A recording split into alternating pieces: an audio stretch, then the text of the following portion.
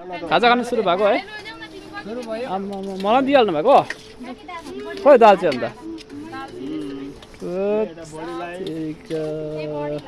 अन्त के छ आजको आइटमहरू कस्तो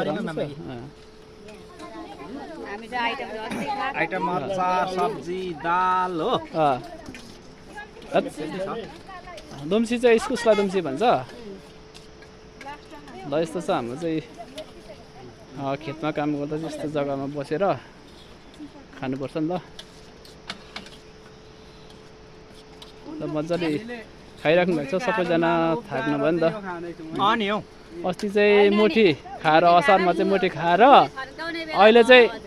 मुरी थन्काउने बेला हो नि त मुरी चाहिँ यता थन्किँदैछ आजको मेरो यता छ रेकर्डिङ चाहिँ ऊ तलदेखि भएको र ऊ माथि पुऱ्याइसकेको छ